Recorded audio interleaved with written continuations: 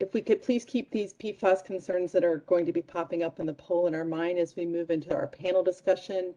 We're focused this session on PFAS policy and regulation in the Potomac Basin. And before we begin, I'd like to indicate that many of the questions you're here today posed to our panel were submitted via a questionnaire that was sent to all the registrants.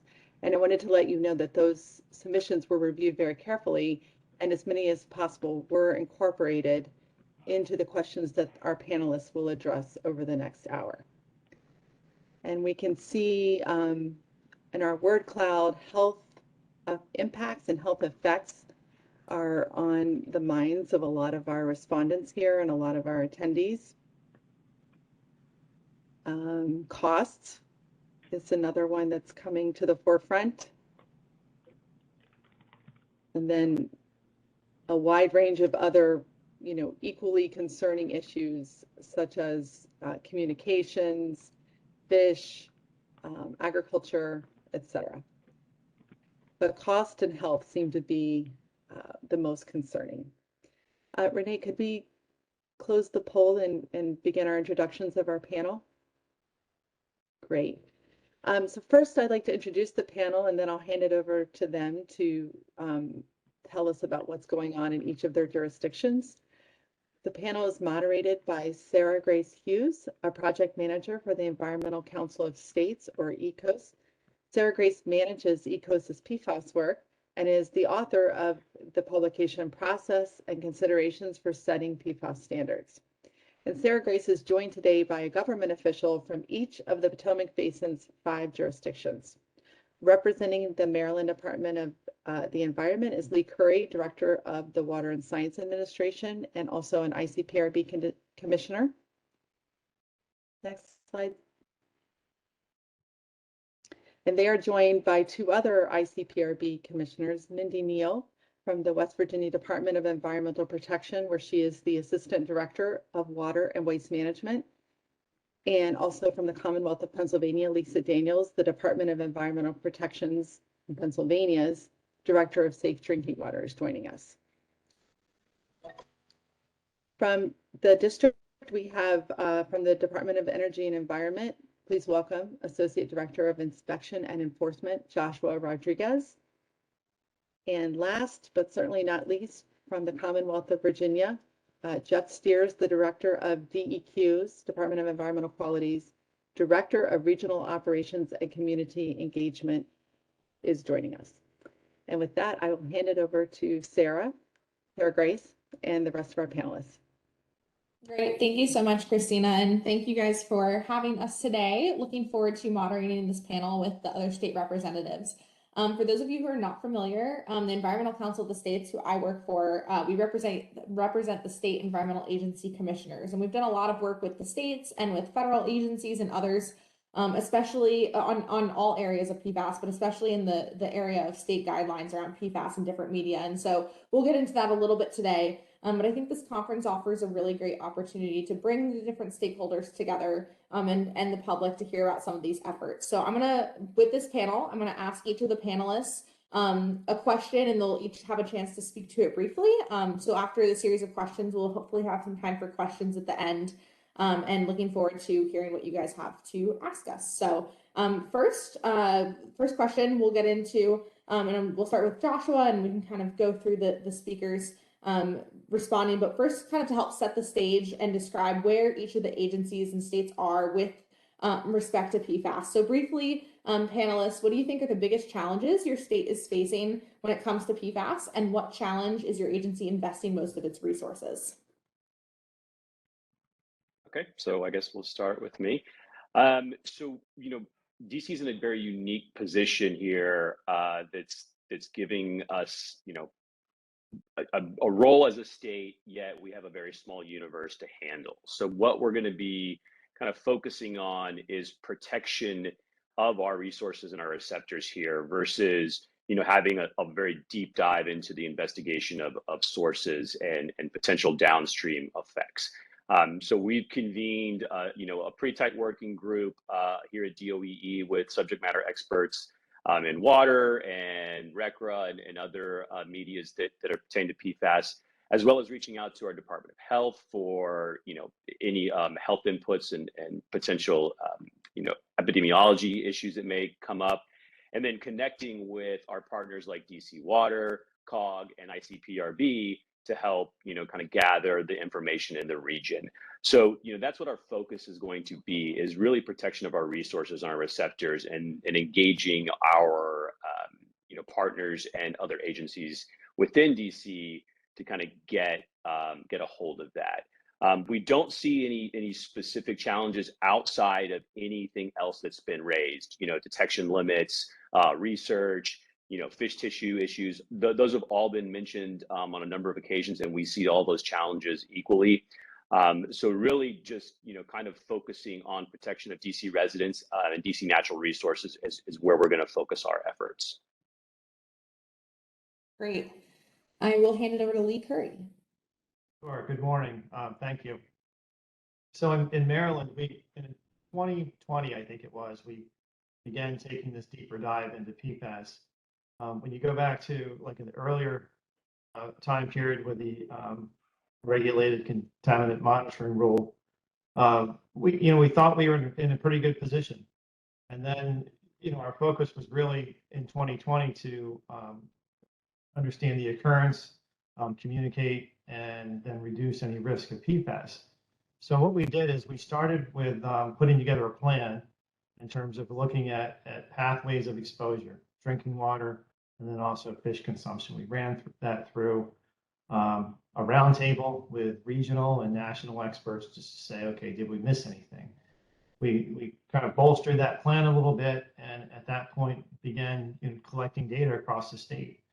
Up to this point, we've monitored all of our community water systems. There's more than 400 of those in Maryland. And we have monitored many sections of the Chesapeake Bay. We've collected information for fish tissue up and down the Potomac River. So again, focusing on that pathway of exposure of drinking water, as well as fish consumption. Now, when we think about the challenges, when we look at our drinking water results, we understand that the risk isn't everywhere. So that's the good news, right? But the question is, where are the risks associated with PFAS? We're finding that out of the maybe 430 some water systems, we're finding that maybe about 60 of them, have elevated levels that could potentially be of concern. One of the challenges there is that there's a large portion of those community water systems that are small systems, probably in underserved communities. So I think that's going to be a big challenge in terms of making sure that we get not only the resources to them, but helping them get the resources themselves. And I think, an overarching challenge for all of us, and I think it's worth bringing up again, is just, you go back and look at one of the previous talks, you could see the variability in the regulatory thresholds the states are using across the country. So I think for us, that lack of a national standard really creates a lot of uncertainty and a lot of challenges for our program. Lastly, I'll just say there's a couple other challenges that haven't been talked about. Funding, for one. Funding for fish tissue collection has been very difficult. We ended up repurposing our PCB and mercury program to do that. Much easier in drinking water program. So I'll stop there. But thanks. Great. Thanks, Lee. I'll hand it over to Lisa Daniels. Thank you. So Pennsylvania has had a comprehensive response to PFAS in place since at least 2018, I would say. So 2018 is when, at the governor's direction, we formed the PFAS action team. So that really brought folks together from all of the sister agencies to ensure that we work collaboratively to look at our response to PFAS. In terms of what DEP specifically has done, we've moved forward and set environmental cleanup standards for select PFAS. We are in the process of setting state MCLs for two PFAS, PFOA and PFAS. We've had a proposed rule out since earlier this year. We're moving forward, hopefully, to to finalize the rulemaking in a couple of months. We've been accrediting labs. Right now there's no federal accreditation program in place for PFAS testing, which is a bit concerning because everybody's using data to make informed decisions. And so we've been managing a state accreditation program for PFAS for a couple of years now. We've also been proactive in our sampling. So not only did we do sampling ahead of our drinking water MCL rulemaking, but we've also monitored ambient surface water. We've done some fish tissue testing, which I'll talk about a little bit later. We also are active, of course, on the cleanup side of things. So as we're doing sampling and as we become aware of PFAS, we are addressing it under our environmental cleanup program. And we're now moving into proactively sampling in some other areas. I think in terms of challenges and concerns, certainly funding to address cleanup is a big concern, because to the extent that we have state funds available to pay for some of that cleanup, we'll be able to do that. But there are not unlimited funds on the back end in terms of cleanup. And I think another big challenge we continue to struggle with, and we are awaiting more research on this issue, is really, what are we looking at in terms of end of life disposal and destruction? We really need to make sure we're not just transferring this problem of PFAS from one media to another. So thank you. Great, thank you so much. Jeff Steers. Okay, good morning. Just a couple of things to note. First of all, I'm with DEQ, and if you could think of us as on the environmental side, and we've been closely collaborating with our colleagues at the Virginia Department of Health, and VDH is actively working with us. We work together on all facets of PFAS, and if questions come up on the drinking water side that I can't respond to, I think Dr. Tony Sink from VDH is on the line too. In Virginia, we've been focused on trying to find sources of PFAS and high-risk areas, and the VDH formed a work group with many stakeholders, and we jointly collaborated on conducting a source water sampling event last year. It's been a couple of years now, and we're getting ready for another round of that of source water, water intakes, finished water, and that was a collaborative exercise where we looked at not only the large utilities, but also areas that might have a potential risk based on the types of industry or known things such as old landfills, fire training facilities, that type of thing. Parallel with that, we've also been involved with setting up an ambient monitoring program that DEQ has embarked on, where we actually work with our sources in doing sampling for various compounds. And we got a little money. Funding is one of our biggest challenges in Virginia. But we have a little money to do sampling across that the General Assembly gave us to do sampling across the Commonwealth in various watersheds. And we also conducted an industrial survey that was conducted last year and earlier this year to try to determine where we may have past or current uses, especially at indirect users at POTWs, as well as our permitted facilities, including industrial stormwater.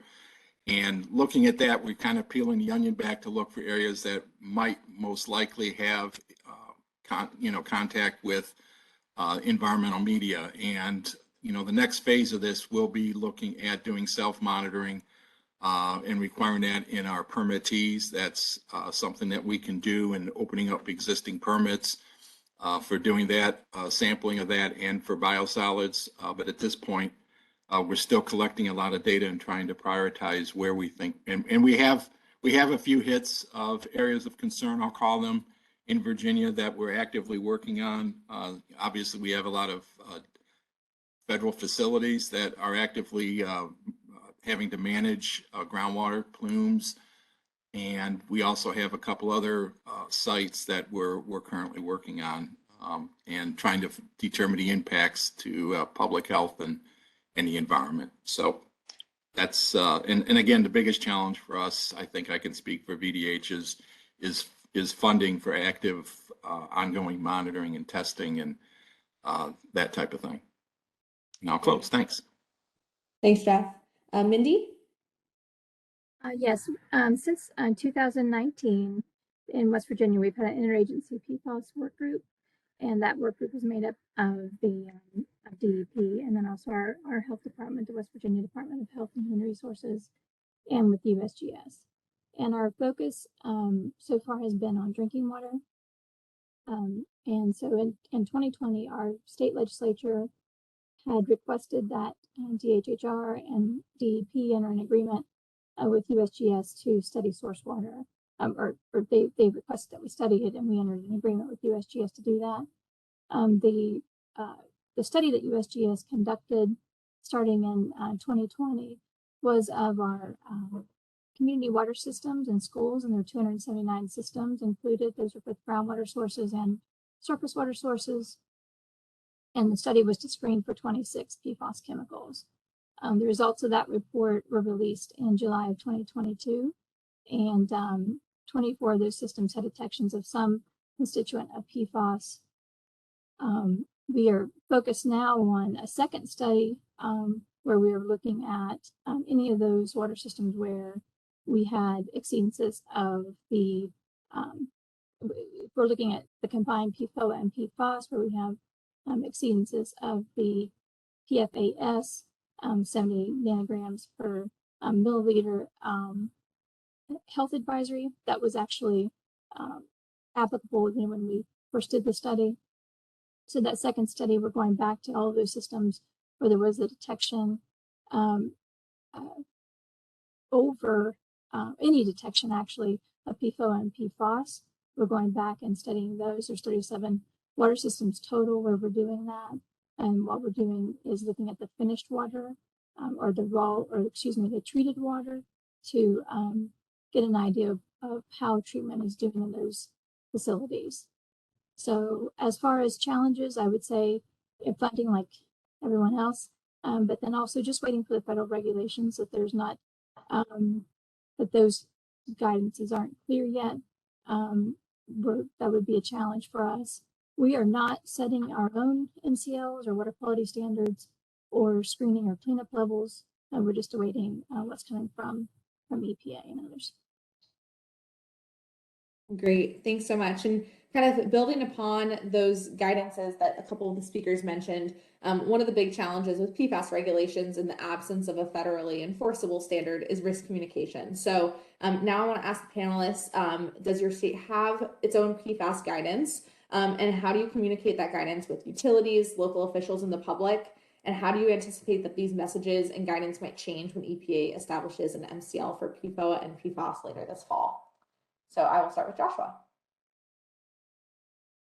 Thank you. So again, given the jurisdictional, organization of DC, we're going to be quite different than a state will. We don't have any plans right now to implement a new standard or any, other guideline or guidance beyond what EPA is putting out.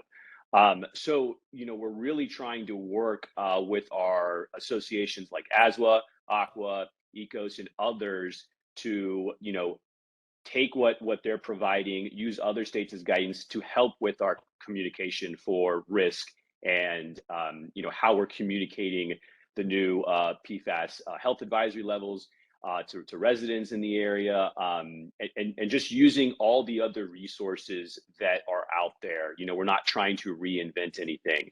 We do have the benefit of working very closely with DC Water as our only utility here in the district for drinking water, outside of the aqueduct who's producing the water, but really using DC Water and those folks there at that organization to communicate the health advisories and such, because it's really important for us to stay all on the same page. We don't want DOEE putting out one message, DC Health putting out another message, and then something coming from EPA that's completely contrary to what we're producing. So really working closely with those organizations, again, very similar to the way we're kind of managing PFAS. And we'll essentially be staying on track, waiting for those federal regulations to come through to help us guide the remainder of, in any advisories or risk communications that we need to put out.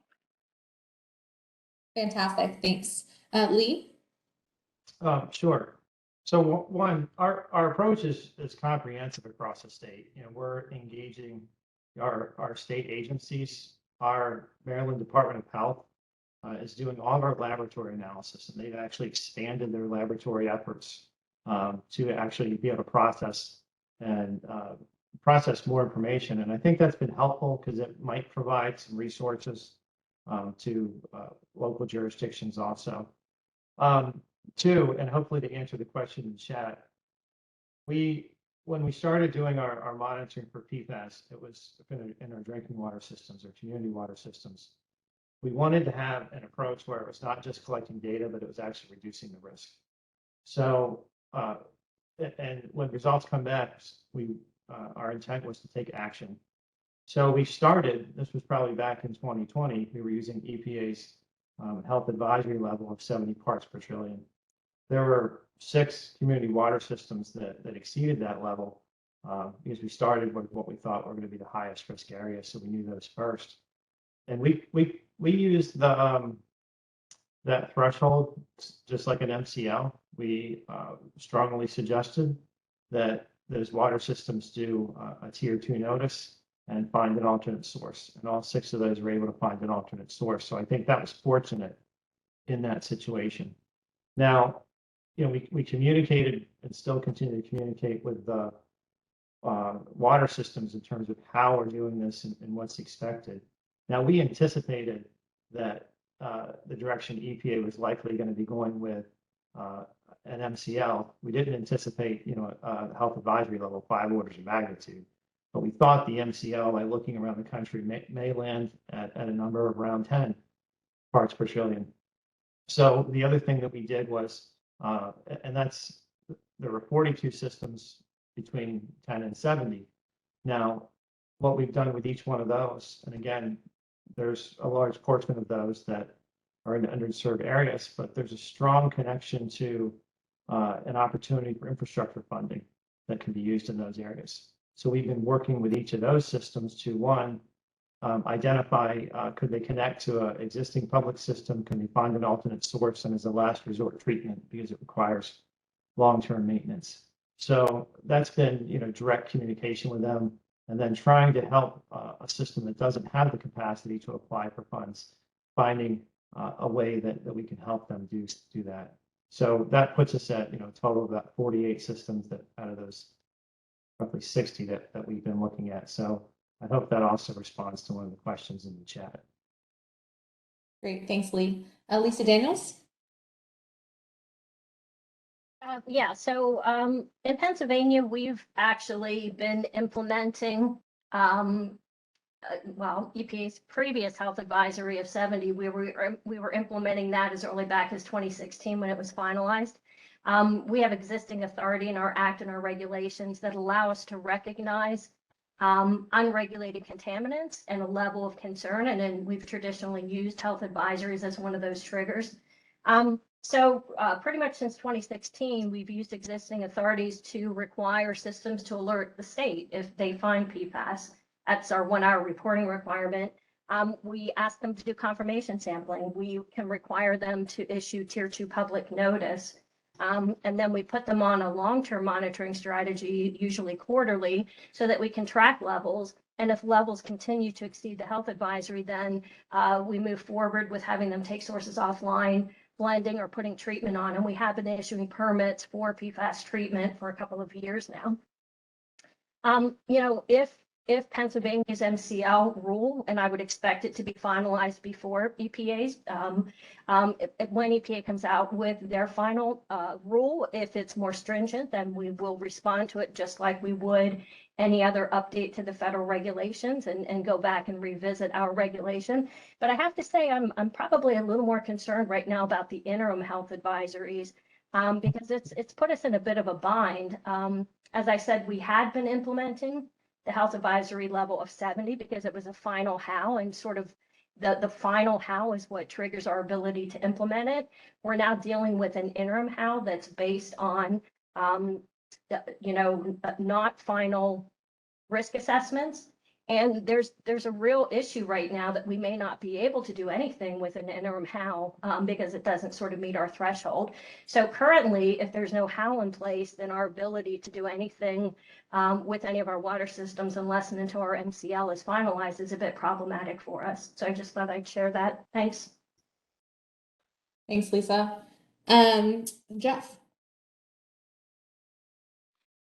Okay, I think our biggest concern, again, is, I think as we share with everyone, is how do we communicate risk with the lower interim health advisories. And when we did our first round, VDH, Office of Drinking Water, did its first round of source water sampling across the Commonwealth. They put out a really good informational toolkit that utilities could use when we had detections, and we were using 70 parts per trillion as our standard. And we really didn't have a whole lot. We had detections, but nothing, with the exception of a couple of sites, didn't really have anything that was going to trigger, we thought, public concern.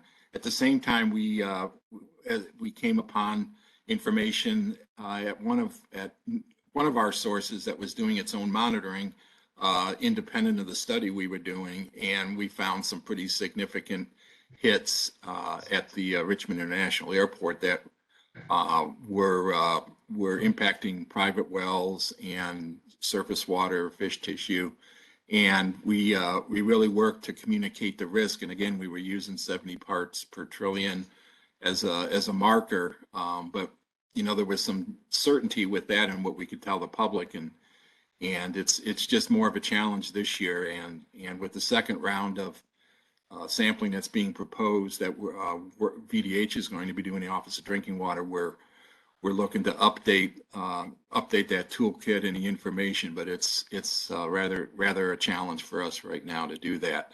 And it also affects, what do we tell the public? Even though those are drinking water lifetime health advisories, we're doing some sampling across, as I mentioned earlier, across the Commonwealth, some ambient monitoring. We're going to start looking at biosolids and effluent discharges, even outside of technology-based effluent limits that might come up for certain industries. And it's just, what do we do with the results? Every time we're collecting data, we've got to be able to, why are we collecting the data and what does it mean? And the risk communication part of it is extremely important. So that's our biggest challenges. Thanks, Jeff. Mindy? Yeah, let me wrap back real quick. It wasn't clear. Jenna had asked on the chat. Let me just clarify, with this second study that we're doing, we're going back to any drinking water system where PFOA and PFAS were detected at all. So we did have 5 of those systems where the combined PFOA and PFOS exceeded what had then been the 70 nanograms per liter PFAS health advisory. So those 5, I'm not sure how many we were aware of before, but I think that this has been a known issue in West Virginia for a while as far as the drinking water contamination. So the health department let me know that they've been working with systems for several years about treatment. Some of the systems have already had granulated activated carbon installed.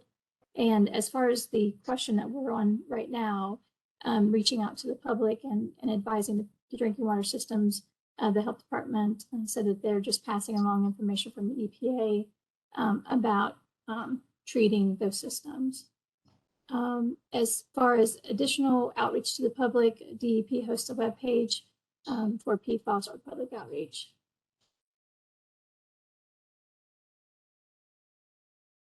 Great. Thanks so much. And I do think that risk communication is something that everyone's going to be focusing on more and more, especially as these MCLs come out. I know in having recent conversations with EPA, states are really urging EPA to kind of take the lead from the federal, as the, one of the federal government agencies, but kind of take the lead among the agencies on this risk communication, so that whatever they put out is what states are able to follow, and that everything is consistent. Because I think consistent messaging is key here. Lee, yes, I see your hand is raised. It was just quite a curveball, trying to communicate an interim health advisory level that's so much lower than the detection limit that's currently available. Just to put that out there. Yeah, it definitely is. And I know that, they say they were acting on the available science based on the information that they had from the Science Advisory Board. I know that, obviously this is not expected to be, I know the MCLG and the MCL that will be coming out later this fall are expected to be higher. So hopefully there will be some more communication with the states, with the public and others about what everything means and how to actually regulate that moving forward. So thank you guys for those comments. And I know that this will be something that will come up again. For the next question, kind of switching to more of a treatment and remediation standpoint, how are you guys working with your water suppliers and other municipalities to ensure that PFAS is being removed from drinking water and other media? And what, if anything, is your state seeing in regards to NPDES permits for industrial facility PFAS monitoring? So I'll start with Joshua. Thanks. For those that aren't aware, DC is not a delegated authority under NIPDES. So the NIPDES authority for permits falls to Region 3. And same on the drinking water side. The primacy agency for DC is EPA as well. However, that doesn't mean that DOE is not intimately involved in both permit writing, permit enforcement, and drinking water concerns.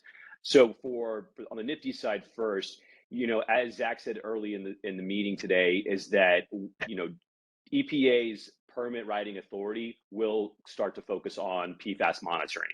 Now, obviously, there's a lot of inner workings in writing a permit with new PFAS requirements on it. Do you have enforceable limits? Do you have monitoring only? So there's a lot of things that still need to be discussed on how that's going to be addressed in a NIPDES permit. So we'll be looking at that specifically for Blue Plains and closely participating on both sides when that starts to materialize for their permit renewal. On the industrial stormwater side or the industrial wastewater side, again, individual permits will come for EPA Region 3, so we will focus on their permit writing renewals or anything that comes in any potential revisions for those wastewater permits. But the general stormwater permit, is something that is implemented or issued every 5 years. So that's got a couple more years before anything new will come on that. So we will be a little bit farther out on in addressing industrial stormwater sites than we would on industrial wastewater sites, because those are continually rolling on an individual basis. So that's on the NIPDES side. On the drinking water side, we are certainly going to defer to the Washington Aqueduct on the treatment side. They're the subject matter experts, and they're working, again, closely with EPA as the primacy agency on ensuring that, they're monitoring raw water and, any concerns on treated water are handled, between EPA and the aqueduct. DOE, DC Health are all here to help support those efforts. And we're just lucky to be the universe that we are and have, two utilities that we have to manage with regards to treatment, remediation, and addressing with PFAS. Great, thanks. Lee Currey? Yeah, I mentioned some of this earlier, but I think we're in a fortunate time right now with the infrastructure funding available, because there is a significant amount of funding that can help resolve the issue. So we've been spending a lot of time, again, trying to connect where we have collected data and identified that there's concerns with, what are the options? And it's in part a prioritization system for us. If they can blend or find an alternate source on site, that's going to be the most straightforward approach. But in some cases, it might be best to consolidate a system. So we're looking at how that would work. It might be best to re-engineer a wellhead, or as I mentioned, kind of as a last resort treatment because of the ongoing maintenance concerns.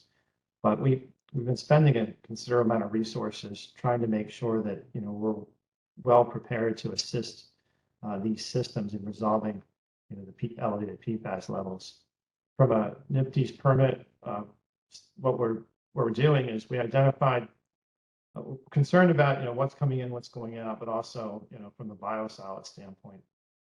we identified about 15 wastewater treatment plant permits that through either had pre-treatment programs or it was some type of spray irrigation. We thought there was an elevated risk. And we're in the process of including requirements for monitoring. And then if monitoring shows elevated levels, which needs to be defined, what would be the plan to reduce those levels? We did receive quite a bit of pushback from the industry, from the municipality saying, it's too early. What's this mean? There's not a standard yet. So we really had to spend some time working through those issues. And I don't think they're resolved yet. So we'll see where that goes.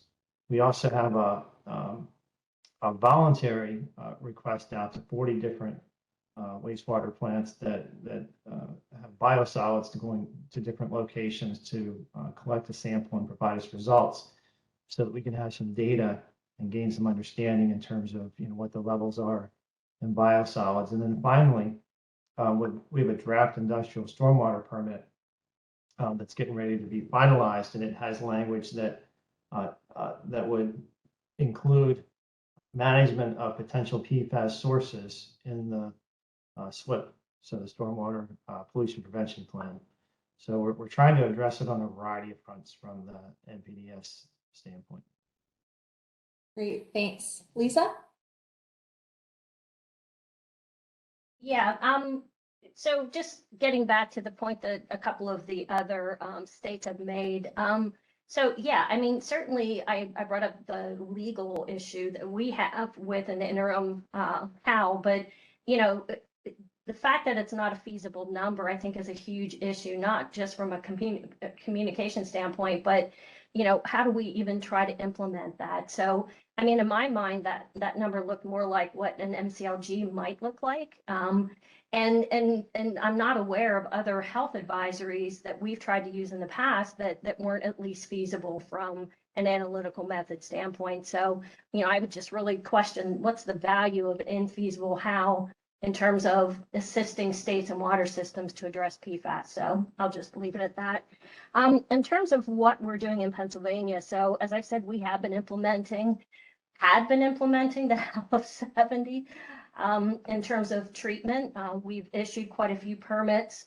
For GAC, we've issued a couple of permits for ion exchange. We did have to tackle sort of the unknown when it came to simultaneous compliance with ion exchange because it's not a treatment technology that's been specifically used for PFAS because it's emerging for PFAS. So we had to work through a couple of pilot study issues to make sure we fully understood any unintended consequences. But we're doing pretty good on the permitting side of things. I think on the NPDES program side of things, of course, I mentioned before, we've been doing surface water monitoring. So it's been a couple of years now, since 2019. So we have, quite a bit of data that we've been generating to get a better idea of where our PFAS areas of concern might be. And we are in the process of moving into a phase where the NPDES program is going to be looking to adding monitoring requirements as permits come up for renewal for PFAS and PFOA for certain permits. So I think we're moving in that area. And the only other thing I would say is, as we've identified these contamination sites, there have been a handful of cases where we've had to address pump and treat systems and what to do with that discharge. And so I think we've been doing our best to deal with discharge limits for these pump and treat systems as they come up. So again, lacking federal direction on this, I think Pennsylvania, like other states, are doing the best we can as these issues come up. So thanks. Great, thanks. Jeff? Okay, on the drinking water side, we're working closely, BDH's, the Office of Drinking Water, on trying to provide technical assistance on preliminary treatment technology evaluations, as well as some limited funding for some treatment. We also are working, DEQ is and VDH, as I mentioned earlier, on trying to find sources of PFAS contamination. We also, on the NIPD side, similar to what was said by Pennsylvania, I think maybe a couple other states, we're looking at as permits come up for renewal on areas where we have concern based on our industrial survey or our ambient water monitoring program or other information we have of requiring self-monitoring, or in the case where we have a couple of sites that potentially are significant that we know about now, we may reopen a permit actually to require it for both effluent and biosolids. One of the things on the biosolid side I will mention too, with EPA's proposal to call a PFAS the class of compounds as hazardous substances under CERCLA, which I think will really help drive cleanups and deal with reportable quantities of spills and those types of things. It has the impact on what happens with liability of utilities, of farms that it's being land applied to, whether or not it's joint and several liability with it's there.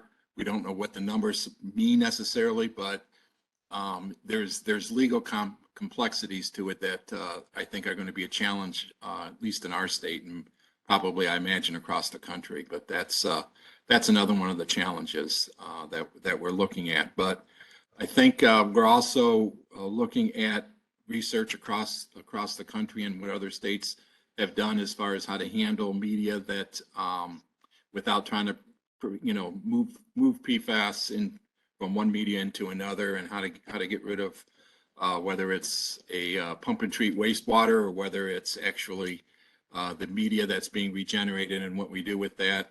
So a lot to learn still from our standpoint. And that's it. Great, thanks. Mindy? For the first part of that question, with how we're working with water suppliers to ensure that the PFAS is being removed from drinking water, there's also no contamination of the treated water above the the health advisory level. So the health department's been working with those systems for a while. The health department has received some drinking water SRF money that's available through the bipartisan infrastructure law to help out with the water systems who are installing the granulated activated carbon.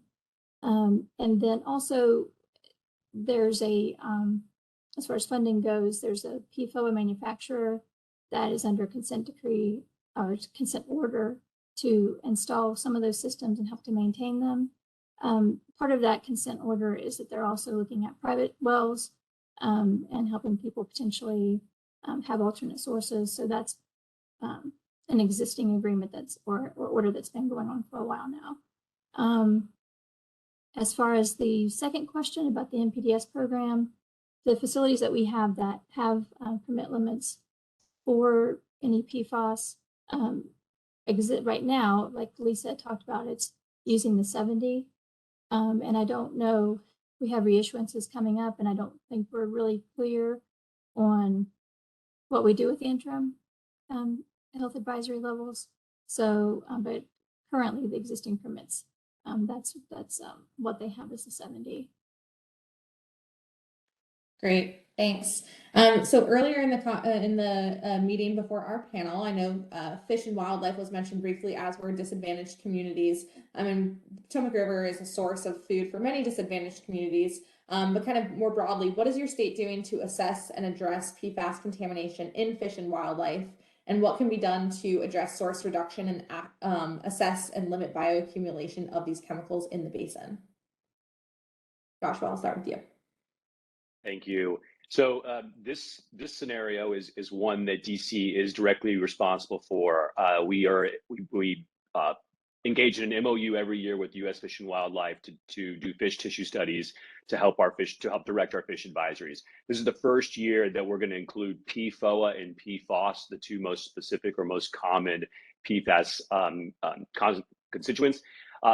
That data is not back yet. It was anticipated this summer, but obviously, there can be delays in any of these studies. Once we get the data, back from Fish and Wildlife, we will certainly be working with them in any manner that we work to issue a fish advisory. So I can't speak to exactly what that may look like yet because we don't have the data, but we are collecting data independently with U.S. Fish and Wildlife. As it relates to reduction of the source, we are the beneficiary of being downstream of several other states and municipalities that are working very hard, protecting the Potomac River. So again, through ICPRB's Drinking Water Source Protection Partnership, we are, looking at those potential sources and then, working with those municipalities and regulators to help, reduce those sources, identify them, and, work regulatorily to eliminate them, hopefully. Great. Lee? Yes, so from a fish consumption standpoint, probably a year and a half, 2 years ago is when we started collecting data throughout the Chesapeake Bay and its tributaries. And we were really focused on, again, game fish, and we're taking a look at all that information right now. One thing that did come out of that was we do have one fish consumption advisory located on a creek that's off of the Potomac River. Now, what was the driver for that was it's actually located downstream of a federal facility. That's how we originally picked it up, and it's a facility that has, it's been doing some testing on an airfield, with respect to firefighting foam. So we're going to continue to look at our information and our data. When we were using toxicity information from the health advisory level of 70 parts per trillion, we were seeing, one area, two areas that might be more problematic or result in an advisory. As now we have this interim health advisory, we're not really sure how to use that. I think it creates a really challenging question on now how do we use the remainder of the information to identify, what are safe levels in terms of fish consumption.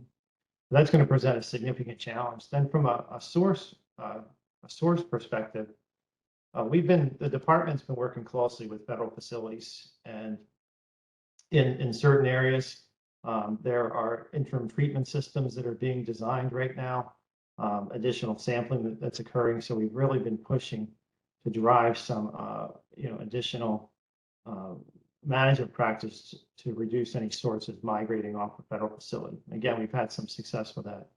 Our state legislature has also been very active in terms of reducing sources, potential sources of PFAS. Back in October of 2021, there was a ban on firefighting foam used for testing across the state. And then just last year, there was a bill that was passed that included a take-back program, more or less, to find out what's the inventory of the AFFF foam that's out there and how can we take it back and get it out of facilities in the environment. But then that bill also begins to talk about source reductions and product, reducing PFAS in the products for things like rugs and carpet, food packaging, and that kind of plays itself out over 2023 and 2024. Thanks, Lee. Lisa? So I mentioned before that we've been doing surface water monitoring since 2019. And when we got those first set of results back, we did 178 WQN stations, and we could see sort of the spatial areas where we might have some concerns with PFAS. We did then move to focusing on PFAS specifically, so PFAS in fish tissue, and we did begin to analyze archived fish tissue samples as well as collecting additional samples. And so we added PFAS to our area of concern within our Pennsylvania Interagency Fish Tissue Consumption Advisory Technical Work Group that's been in place for a while. So we added PFAS to sort of that conversation. And we were able to come up with a tiered meal advisory set of recommendations that could then be used to make these decisions. And so after we took a look at the data coming back from our fish tissue sampling, we did go ahead and pull the trigger and issue our first fish consumption advisory. It was a little over a year ago, so October of 2021, we issued our first advisory for the Neshaminy Creek Basin, which is the southeast part of our state, based on that tier threshold that we came up with. Our analysis for fish tissue data is ongoing, and so is the surface water sampling. But I would also say that when we do advisories for something like this, that also does trigger and lead to taking a look at that from an impairment standpoint. And I will say then that as a result of the fish tissue sampling and the advisory that was issued, we've also added the Neshaminy Creek now to our list of impaired waters in Pennsylvania in the 2022 draft integrated report. So, it's a holistic, all hands on deck here in Pennsylvania. And as a result of surface water sampling and then moving to fish tissue sampling, we issued our first advisory, and that has led to putting that on the list now as a draft impairment in Pennsylvania. So all of this is new to us. So again, I think we just continue to work through the process and make the best decisions that we can. So thank you. Great, thanks. Jeff? Okay, as I mentioned earlier, we've done a limited amount of fish tissue analysis, and it's more difficult now, as others have mentioned, with the interim health advisory levels. We don't have clear decisions for thresholds, so we were looking at 70 parts per trillion. We're not sure if the reference dose information that was used to establish these advisory numbers will be used for fish advisory thresholds. So we're looking at all of the data that we collect and really looking at EPA's future guidance and decisions. And I think we are open to what other states have been doing as well. Again, we haven't done a lot of this monitoring, but we're going to end up having to do more as we find more in our ambient water monitoring and other sites where we find that there's impacts to surface waters around the Commonwealth. That's it. Great. Mindy? In West Virginia, the health department heads up the West Virginia Fish Consumption Advisory Committee, and we've been having discussions about starting to collect fish. We have not done that yet. Here at DEP, we also participate with ORSANCO. It's the Ohio River Valley Water Sanitation Commission. We've sat on committees with them, and we've been communicating with them about what their role will be in collecting fish from the Ohio River.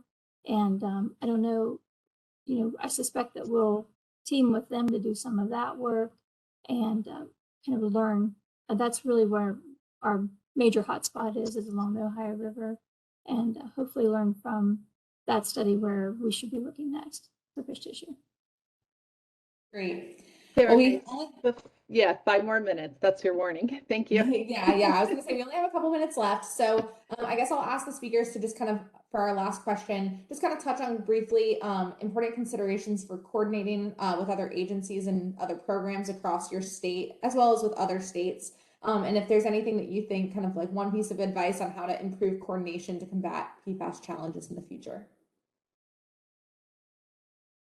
So Joshua, you can go first. Super. I think this last question just kind of wraps up the DC's bread and butter. And again, given its geographical location and its organizational structure, all we do is coordinate with the federal government, with states, with neighboring counties, with our utilities, just any agency or organization that you can think of that's within the National Capital Region and within, the Potomac River Basin is really how we work, not only as an agency at DOEE, but just as a government as a whole. So, it's just kind of the way that we work day to day. So there's not really any new focus on trying to coordinate because that's just our day-to-day operations. If there's a takeaway or advice for other states, organizations, and agencies, my advice is come to the table open-minded, because you don't know what you don't know. And many times we will be sitting in a room where everybody believes that they have the best understanding of a topic, specifically maybe PFAS, and something new pops up. So that's my advice. Always come to the table with an open mind, and we'll get through this. Great. Lee, any final thoughts on this? I'm encouraged that, we're talking about this today because I'm seeing, PFAS show up in conversations at more and more forums. So I know we're engaged more than we were before, say a year ago or 2 years ago. In Maryland, we already work closely with our sister agencies. With Department of Health, as I mentioned before, they play a critical role, especially in terms of the state laboratories and their ability to process PFAS samples.